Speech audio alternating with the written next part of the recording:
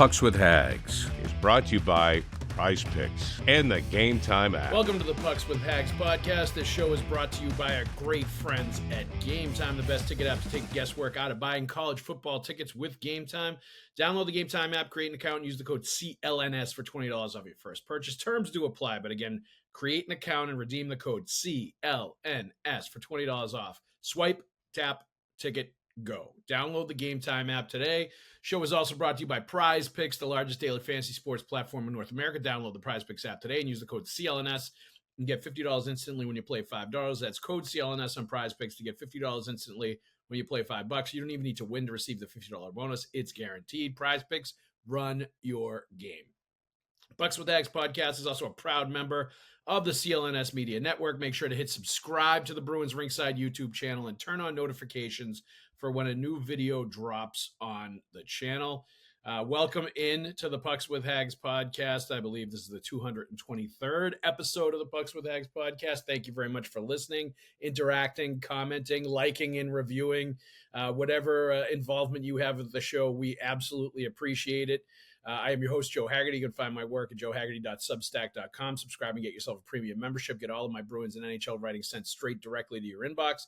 I also write columns for the Boston Sports Journal, so check out bostonsportsjournal.com. We do a weekly Q&A over there with the subscribers and some great content in all the four Boston pro sports, so check that out. Training camp is starting next week. I think Wednesday is off-ice testing, and then they get on the ice on Thursday. They had the golf tournament this past week.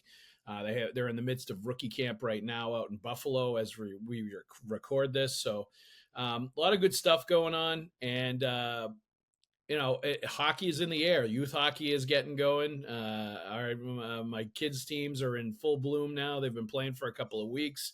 Everything is the hockey life of a youth hockey dad, youth hockey coach, youth hockey players is absolutely cranked up to full notch again, back to full speed and getting into midseason form. And that just makes it feel naturally like the NHL season should be starting as well. And we'll be getting that action this week coming up. The long break is over for this Bruins team, which was super long and is always super long when they don't make the playoffs. So it's great to have them back. Some interesting things that we've gone over a little bit in training camp. Or in the golf tournament, I should say.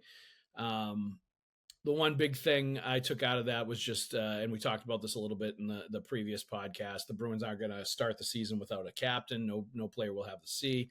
Basically, McAvoy and Pastrnak are kind of your de facto captains. Everybody is healthy. Hampus Lindholm was talking about that he's been skating since June, fully healthy and ready to go. I think that is very encouraging. Jeremy Swayman talked about his great mental state of mind right now, and he's kind of a different human being than he was a year ago at this time, and really has a different outlook and mindset, and I think that's encouraging.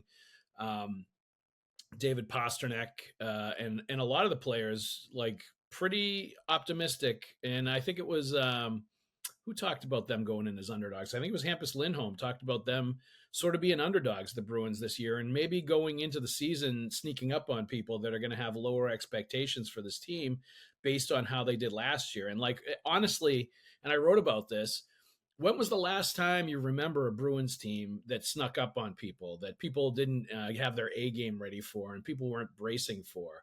And really they upped their game when they came into the Garden or when they knew the Bruins were coming to town because they knew it was going to be one of those higher echelon teams. That might not be the case this year. There may be a lot of teams that start to look past this Bruins team and kind of overlook them and think it's going to be a walk in the park like it was for much of last year. And I don't think that's going to be the case if they're healthy and if they've got their core group. So interesting that they're embracing that mentality and that, they hope to use that maybe to their advantage, especially early in the season. And that's something that they absolutely could do. So I thought that was interesting. Rookie camp off to a really good start on ice. Fraser Minton, Dans Lashmelis, kind of the leaders of that group of players going into Buffalo for that weekend tournament, sort of expected to be the guys that are going to be leading. Riley Duran's another one also, obviously. Experienced seasoned guys that are going to be sort of the veteran leaders for that young crew of players that are going over there. So that's exciting for them for sure. And then we're going to roll right into training camp next week, and they're going to hit the ground running. I'm really interested to see how Marco Sturm is going to run this training camp, how the practices are going to be, how he's going to open with the combinations. Is he just going to go with Lindholm centering Pasternak and Geeky right off the bat and sort of get their chemistry going throughout the preseason, and then just roll into the season with them? Is he going to mix things around? Some Bruins coaches have been interesting in the way that they've mixed and matched combos and players at the beginning of training camp. And sometimes they'll slide younger players in with older players to get sort of a look with them. And maybe to learn the ropes a little bit and to sort of get shown the way of the NHL from the older experienced guys. And that can be helpful. That can be a good thing for them. Really good sort of introduction to what it's going to take to be an NHLer. But with this team and them looking to reestablish themselves, I would expect that we're going to see the pairings and the combos pretty quickly that the Bruins want to incorporate, because they want to get going quickly and get off to a fast start and get the chemistry mixed with all of these players. So I think that'll be interesting to see how that plays out. All right, let's get into some questions here because that's basically all the news until we start with training camp. This one's from Gerton Mike right off the bat. This is definitely, I think this is, I would say this sentiment is not the majority, but I would say there is definitely a vocal sentiment that feels the same way that Gerton Mike does. And this is in regards to Jeremy Swayman saying he's 100%, a totally different human being, and that, sort of the positive mental state of mind that he has going into this camp and sort of learning from the peaks and valleys. And, he did mention himself in the third person. We're going to allow that one to go for Jeremy Swayman, because he's just a very positive guy that kind of manifests. He's one of those younger guys, I think, that believes in manifesting, like, if you believe it, you can attain it, and sort of speaking about it in a very positive, optimistic way. And he's just that by nature. So, like, I don't take anything into him using himself or referring to himself in the third person, but some people obviously do. Mike Gerton said, I have such a bad taste in my mouth from last year with this player, referencing Jeremy Swayman. Put comments like this on top of it, and I'm just out on this guy already. He better produce, because if we start this year like last, he'll be booed out of Boston, and rightfully so. He's a joke until he produces. I don't think he's a joke by any means. Like, he's a elite NHL goalie. Like, you're talking about a guy that is in strong consideration to be one of the goalies on the U.S. Olympic team. You're not a joke if you're on the U.S. Olympic team, if you're a hockey player. You are the real deal, legit, respected by everybody. He had a bad year. There was bad decision-making, I think, on both sides, but, definitely on his camp. Like, they pressed for him to get a contract he probably wasn't ready for and probably hadn't earned, frankly.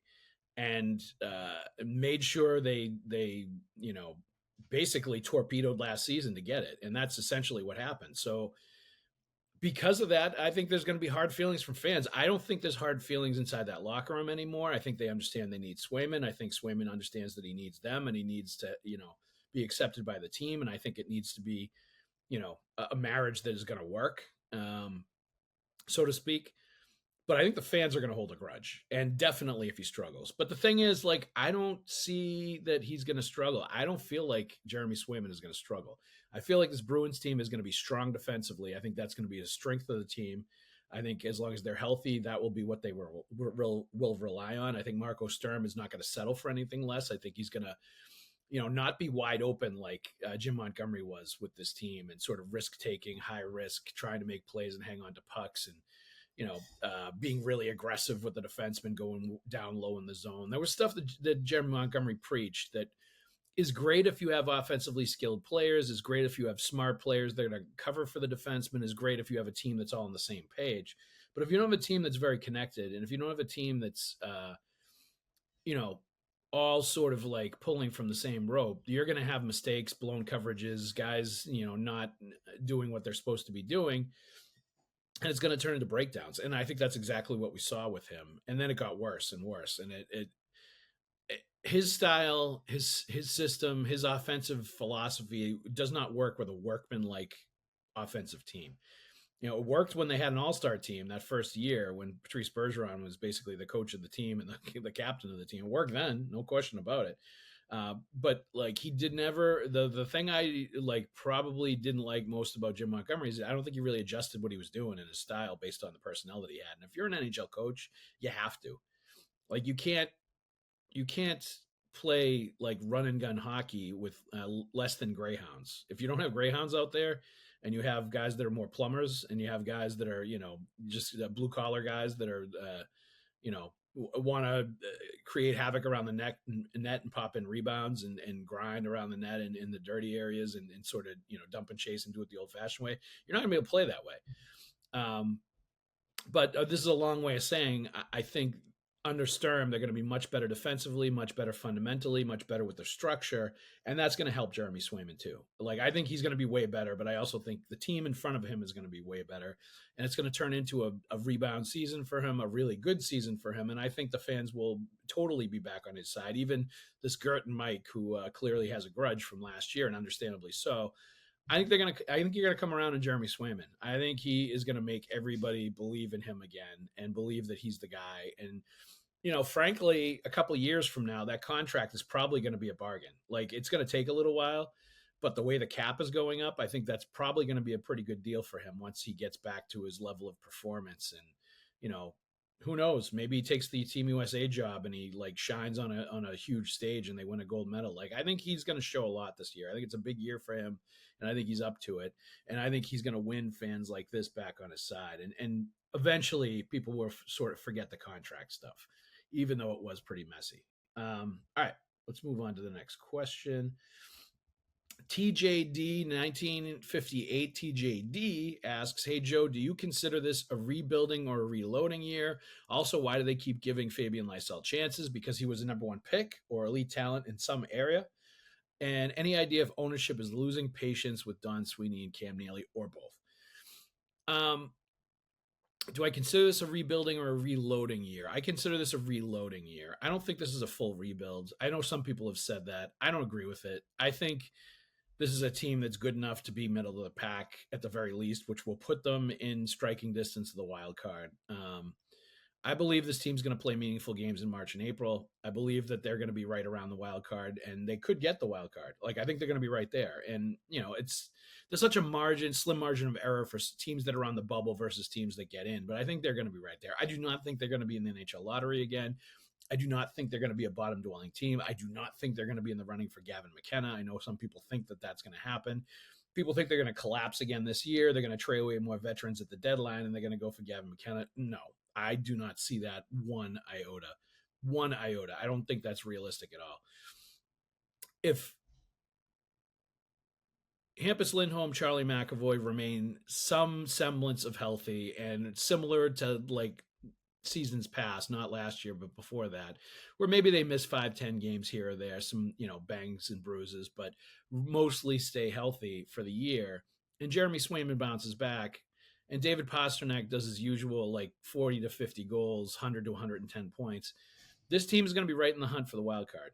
Mark my words. And I don't see any reason to think otherwise. They're just too good core-wise. The core group is too good for them to sink to the bottom. The teams that sink to the bottom in the NHL are teams that have crappy goaltending, bad defense, or both. That is the key successful thing, the key formula to bottoming out, is having bad goaltending and bad defense. The Bruins were horrible in both areas last year.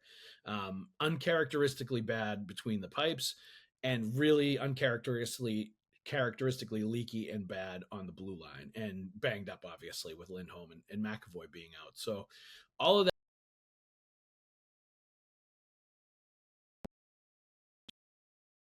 players. And that was the plan. They followed through with the plan. They executed. They got James Haggs. Like, it worked for them. But that's their like bottom out year. I don't see them doing that again. I don't see anything like that this year. Are they going to struggle to score goals? Yes. Are they going to have to rely on the power play to score goals? Yes. Are they going to need Steve Spott to drop something really brilliant on the power play and have a great plan? Yes. Are they going to have David Pastrnak buying into whatever power play they're doing, and however it runs through him? Because I'm sure he's going to be a major player in it one way or the other. Yes. Are they going to need some players to maybe go above and beyond what they've done the last couple of years? A guy like Tanner Jeannot maybe getting back into double digits. A young guy like Fraser Minton stepping up and becoming the third line center and producing, or Matt Patra. Yes. Are they going to need the fourth line to kick in some offense? Yes, but I think all of these things can happen. Are they going to need Morgan Geekie to be a 20 to 30 goal scorer again? Absolutely. Like there's a lot of things that are going to happen for them offensively to be adequate to good. Um, and I think they might just be adequate, but they can make the playoffs with an adequate offense, and then they can add something at the trade deadline or get James Higgins after the college hockey season if he's ready to jump up and play for them and be even better towards that stretch. But I think this could be a quick turnaround as far as this year's the year where they sort of build back up. They threaten for the playoffs. Maybe they get in, and maybe they're like a first round exit, whatever. And then maybe 2 years from now is when really you're going to see them start to build back into a very strong team. But I don't think this is a full rebuild. I just don't see that. The Lysell question, why do they keep giving Fabian and Lysell chances? Well, he's fast. He's skilled. They've drafted him in the 21st overall, I believe, in the first round. They liked the player, obviously, when they drafted him. So first round picks are going to get more chances. Like that's when an organization invests that kind of a draft pick in a player, they're going to give them a lot of chances to mature, to grow into something, to get better. Like he's 22 years old now. I felt like, and I think I remember talking about this with Steve Conroy on the podcast, I felt like he was more grown up, more mature, and his approach was more mature when we talked to him during his captain's practice. He's been in Boston for like a month. Last year, he was late to come to camp and late to get there. It seems like he's approaching things in a much more serious way, a much more committed way. It seems like he has an understanding now of what the team wants to see, what he needs to show. Maybe those 12 games he played in the NHL had that kind of impact on him. Maybe he figured some things out. Whatever the case, like I think we should see the best of what he has to offer. Is that going to be good enough for an NHL spot? I don't know. Is that going to be good enough for him to get, spot duty, bounce back and forth? Is that going to be good enough to get the attention of another team where they can trade him? There's a lot of different possibilities there, but I would say we're not going to see him at too many more training camps where he's vying for an NHL spot. Either he wins one in Boston or he's going to be gone pretty soon because he's kind of at a crossroads right now. With his career with the Bruins and where he's at. And he's had 3 seasons in the AHL. He's been merely okay, not great. Has not been enough of an impact player offensively for the skills that he brings to the table and the speed that he brings to the table. And it's certainly, a player that is not going to be known for like his play away from the puck, even though he wants to improve that. And I don't see him transforming into like a checking forward or something like that. So he will probably get, he and Merkulov, I do not think are going to get many more chances if they can't win an NHL spot this year. And they brought in guys like Blumel and Steves that are AHL star players to be competition for them and to potentially hop over for them and be the guys that will, step into spots that are vacant because if they're not ready to take it and they're not good enough. And that's got to be a message to them that, their time is running out if they can't seize the opportunity. So there should be a lot of urgency in Fabian Lysell's game during the training camp, Georgi Merkulov as well. Any idea of ownership is losing patience with Sweeney Neal? Well, Don Sweeney just signed a contract extension, so I would say no. Cam Neely, no. I think the Jacobs and Delaware North relies on Cam Neely to be evaluating what's going on with the Bruins and to be making the big decisions and sort of, the big picture stuff of guiding the ship and directing the ship. They did an awesome job with the Centennial, like great job. I give Don Sweeney and Cam and the Bruins a lot of credit, but I also give Cam Neely a ton of credit and Charlie Jacobs a ton of credit, and the people that they put into place a ton of credit for the Centennial.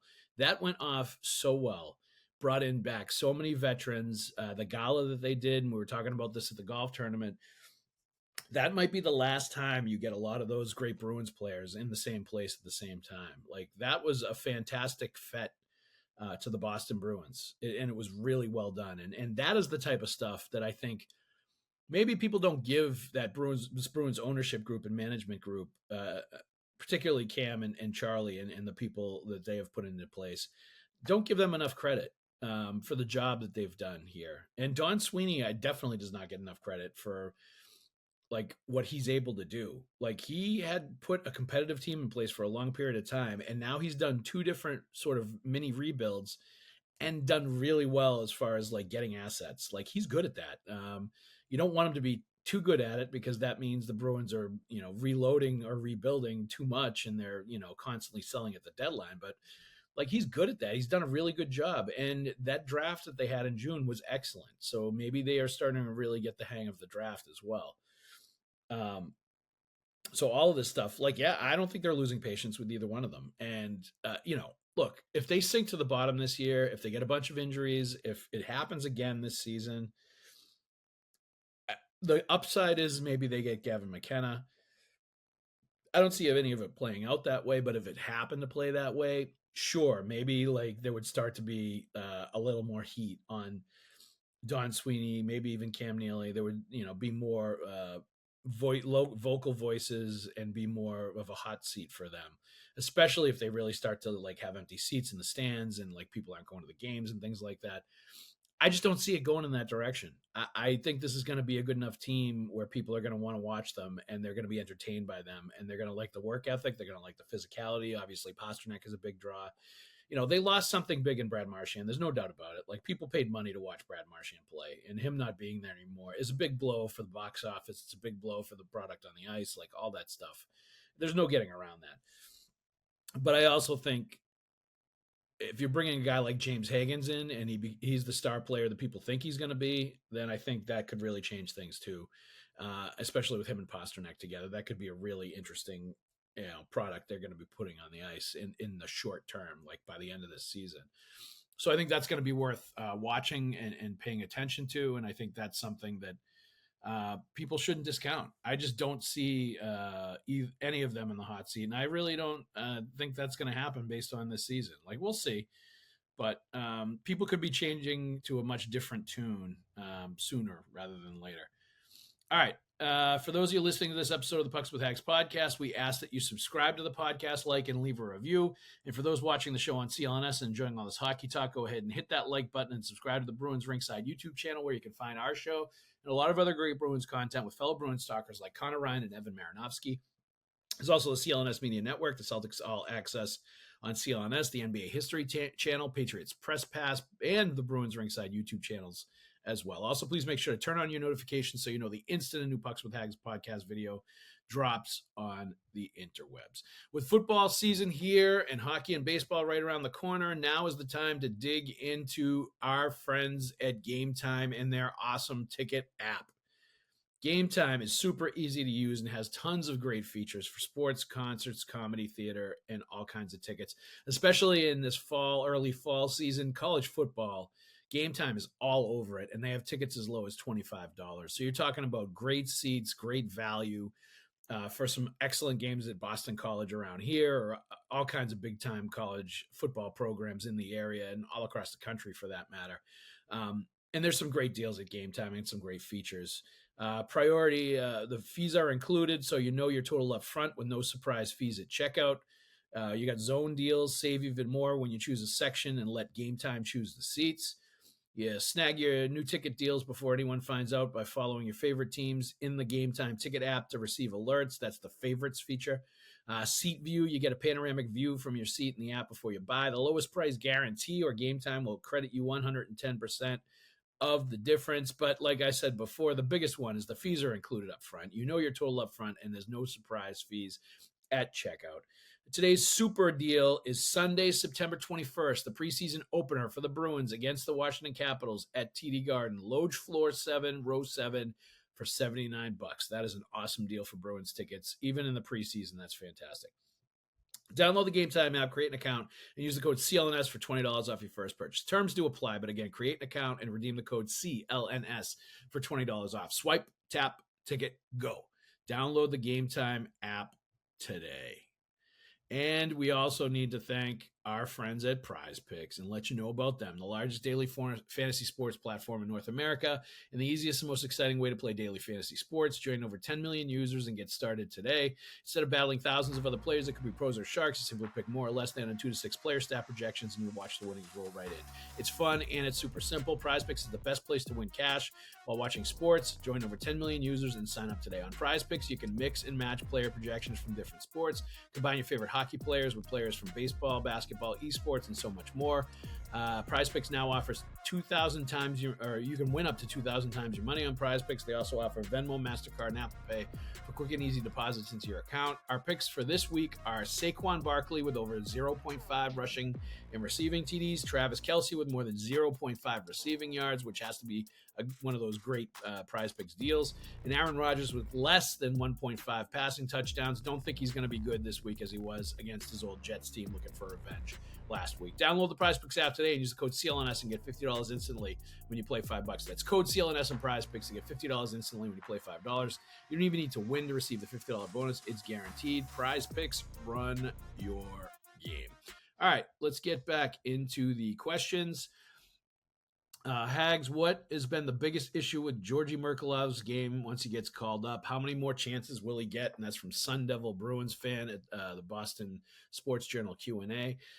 I think Merkelov, I kind of put him in the same category as Koklachev when he was here.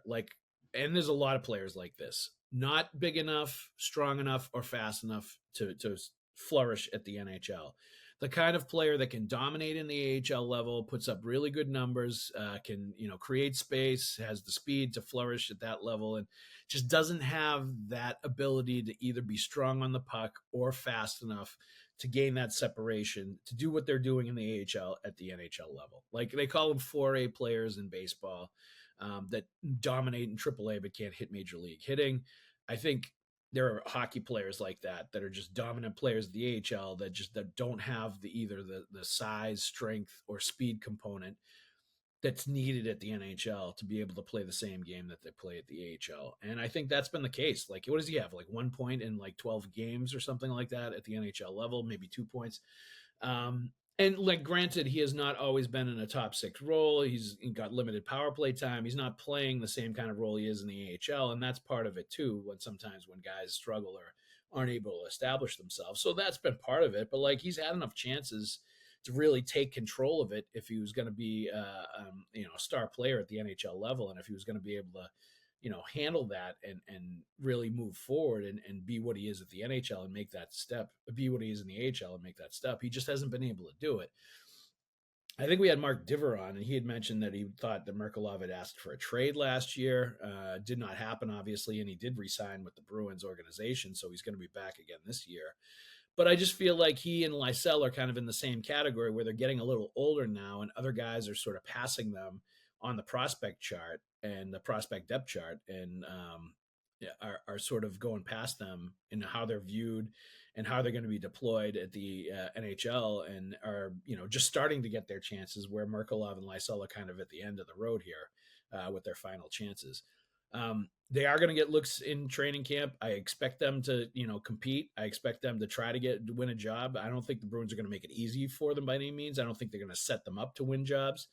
But I also think, as I mentioned with Lysell, Blumel and Steves, the AHL star players they brought in here, I think were a shot across the bow to both these players, that if they didn't get it going, those guys were going to pass them and get the opportunities based on the performances they've had. And they're hungry players coming from another organization where you wonder if maybe the light finally goes on. Well, I wouldn't say that for Merkelov, maybe more so for Lysell, but for Merkelov, I think he's put up numbers in the AHL. He's done a good job. He just needs to find a way to translate it to the NHL level, and he has not been able to do that yet. So this training camp might be one of the last best chance he's going to get to answer your question, but it'll be interesting to see how that plays out. I'll be watching for sure. All right, RNDC 2, hey Haggs, into the 40s at night. Not long for hockey. You got that right. The air conditioners aren't on anymore, that's for sure. Leaving Swayman off the list, what 3 improvements do the Bruins need over last year to give us hope for the future? Good question. Definitely special teams. Definitely power play. Steve Spott should come in here, make them better. I'm interested to see what kind of changes to personnel and strategy he's going to implement. I thought it was also super interesting that Marco Stern mentioned Steve Spott's experience working with guys like Mikko Rantanen, Joe Thornton, definitely others as well, like star players, working with them, dealing with them on the power play, knowing how to sort of, approach them and build things up around them and getting the most out of them. Like was really interesting to me and telling for me that they want to design a power play that's going to feature Pasternak, but is also going to like get him at his best and get everybody else at their best. And it's not going to be just four guys standing around watching Pasternak do his thing. That's way too predictable. It's way too easy to stop. And I think maybe there were times where that's, and I think that it needs to change. And I think we are going to see that change with a coach with the kind of credentials that Spot has coming in here, especially with the star players he's worked at in the past. So definitely, I think the special teams in general, I think have to be better. And penalty kill does too. The penalty kill was terrible last year, and they are losing a great penalty killer in Brandon Carlo, no doubt about that.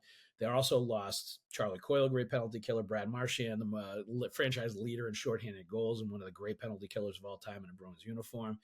So they're gonna have some work cut out for them as far as bringing in new personnel, as far as some of those guys stepping up and being better. And I know they also want to lighten sort of the load on guys like Pavel Zacha having to do all that stuff, kill penalties, play a ton 5-on-5, create offensively, like all the stuff they want him to do. Hard to do all that when you're playing so many minutes and playing so many different situations. But so they want to find guys like Isamont, Jeannot, Fraser Minton, players like that maybe can step up and be a part of the penalty kill and have a whole new crew to get a better performance out of them. So I think the special teams are one area. The added physicality is definitely another area where they're going to be better than last year. And I think they had a lot of times last year where they were good in that area. But adding Isamont and Jeannot to Kostelik to Zadorov, what they already have, like they're really getting an element of toughness now and physicality and being able to push other teams around and really like so being sort of assertive rather than reactive. And I think that's good. I think that's going to be allow them to even have more success. Certainly, I think that's going to endear them to Bruins fans the way that they're going to play. The third one is Casey Middlestat. Like he's going to be a key guy. Like where does he play? Is he going to be the second line center with Zacha and maybe Arvidsson on his wings? Is he going to be the third line center and displace one of the young guys who's in the running for that job? Is he going to play on the wing? Like what is Casey Middlestat going to do? What role is he going to play? Is he going to be on the first power play unit?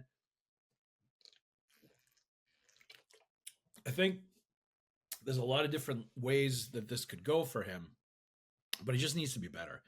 He needs to show more of that offensive flash and the skill level that he has. He needs to meld some chemistry with whoever he's playing with. He needs to finally break out and show the kind of offensive production that frankly hasn't been there yet for what he was drafted. He was a top 10 pick. Like we're talking about a guy that was expected to be a top tier offensive player in the NHL. And he was stuck in Buffalo to start his career. And it seems like that has impacted him and how he plays and what he does out there. And like he's now gone through two organizations. He's been traded twice in the last couple of years. And that says something about that, about the player. And he wants probably that perception to stop, I'm sure, and wants to sort of has his potential and become the player that he probably thinks he should be. And people certainly think he should be. So he's a big factor, like him improving, him sort of finally figuring himself out and realizing his full potential. If he does that, it's going to be a huge help to this team. If he can play good two-way hockey and, figure it out offensively and really become a productive player that gets to like 20 goals, maybe 50 to 60 points, like that's a huge step for this team. And that would be massive for this team if he can like get to that level and maybe even be the second line center. So I would put Middlestat as a guy that certainly needs to be way better and improve from what he was last year if the Bruins have any hope to being better. All right. Greetings, Joe. This is from Mark Daniels. Is there a surprise cut? I thinking Peppers getting cut by the Patriots coming out of the Bruins camp, a surprise free agent signing, or a prospect not on the radar making the team? Thanks.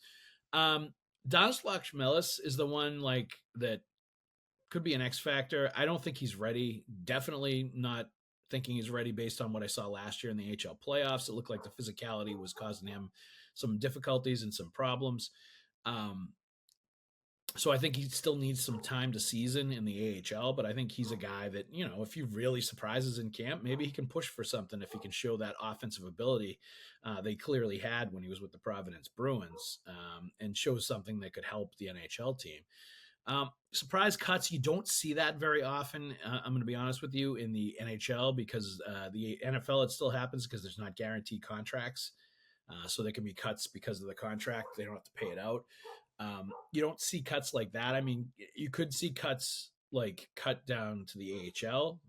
Johnny Beecher, I think, is a guy that, you know, could be in danger of losing his job if a young player plays better than him and shows that he's more deserving of a fourth line role.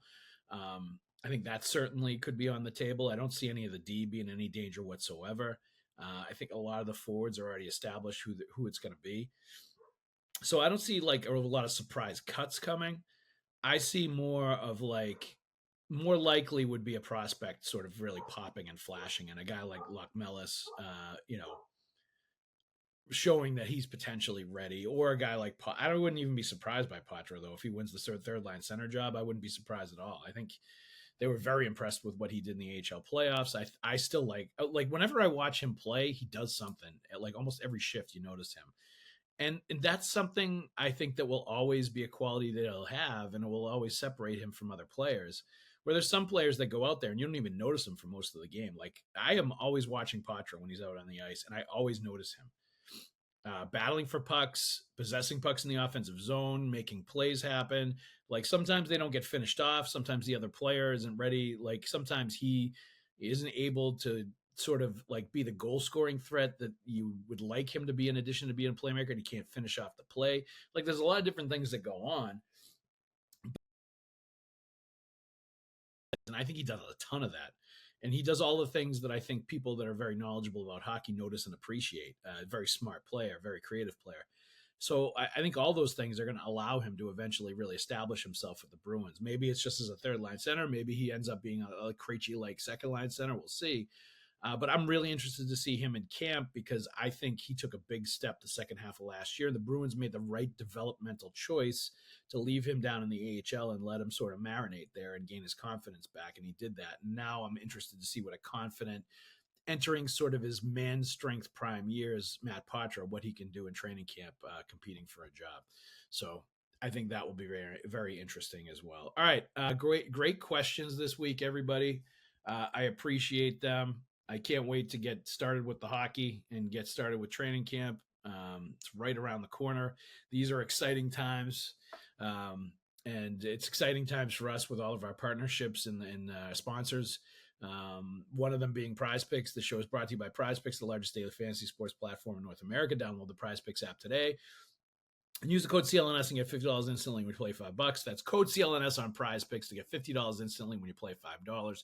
You don't even need to win to receive the $50 bonus. It's guaranteed. Prizepicks, run your game. The show is also brought to you by Gametime, the best ticket app to take the guesswork out of buying college football tickets with Gametime. Download the Gametime app, create an account, and use the code CLNS for $20 off your first purchase. Terms do apply. Again, create an account and redeem the code CLNS for $20 off. Swipe, tap, ticket, go. Download the Gametime app today.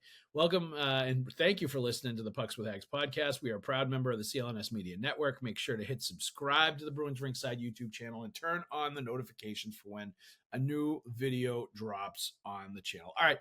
Everybody, thank you for listening to the Pucks with Haggs podcast. I appreciate you being here. We'll be back next week with 2 episodes, guests for both of them, and we will have a lot to talk about because training camp will be underway. I am pumped. All right, thanks for listening. We'll see everybody at the rink.